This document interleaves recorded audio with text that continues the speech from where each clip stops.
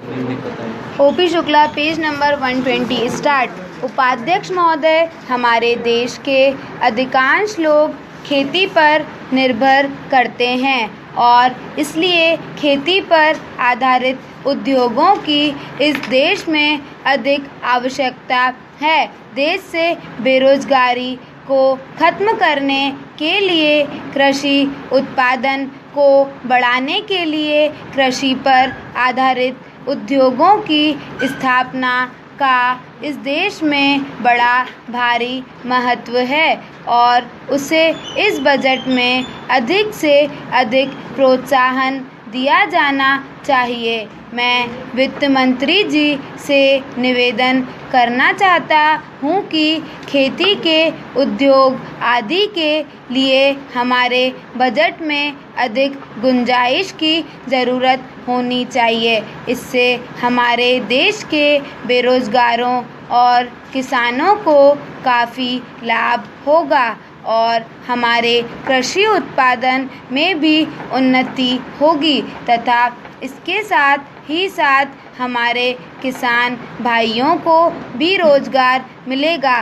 वित्त मंत्री जी ने काफ़ी अच्छा बजट पेश किया है, लेकिन खेती के उद्योगों के लिए इसमें विशेष व्यवस्था करने और इसमें अधिक धन लगाने की अधिक आवश्यकता है। इस योजना में हमारी प्रधानमंत्री द्वारा जो 20 सूत्री कार्यक्रम इस देश में चालू किया गया है, उससे हमारे गरीब और पिछड़े वर्ग के लोगों का काफ़ी हित हो सकता है।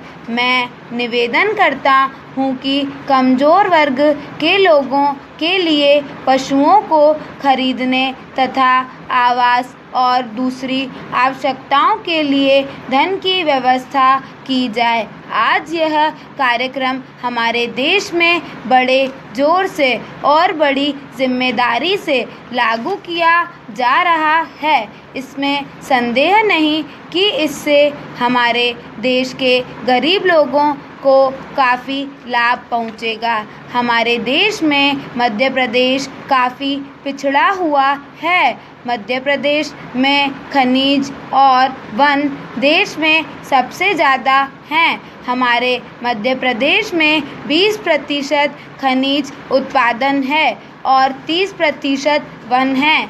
मैं वित्त मंत्री जी से निवेदन करना चाहता हूँ कि हमारे प्रदेश में इस तरह के उद्योगों और कार्यों के लिए अधिक से अधिक धन की व्यवस्था की जाए। एक दृष्टि से मध्य प्रदेश सबसे आगे है, लेकिन फिर भी यह अन्य राज्यों की तुलना में पिछड़ा हुआ है। यहाँ से 1000 टन कोयला प्रतिदिन देश भर में जाता है। मैं निवेदन करूँगा कि कोयले की खानों के पास ताप बिजली घर बनाए जाएं, ताकि हमारे प्रदेश की आवश्यकता को भी पूरा किया जा सके और देश के लिए सस्ते दामों पर बिजली मिल सके।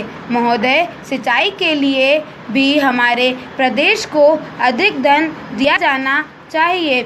इस तरफ भी ध्यान दिया जाना चाहिए कि सिंचाई का खर्च पिछले 1 साल में दुगना हो गया है। इसका कारण चाहे योजना बनाने में कमी हो या चाहे प्रशासनिक व्यवस्था में कमी हो, इसके कारणों का पता लगाकर आवश्यक उपाय किए जाने चाहिए। मैं निवेदन करना चाहता हूँ कि वित्त मंत्री राज्यों के मंत्रियों से विचार विमर्श करके इस व्यवस्था में सुधार लाने की कोशिश करें। हमारे देश में विकास कार्यों को आगे बढ़ाने के लिए शांति और व्यवस्था की बहुत आवश्यकता है।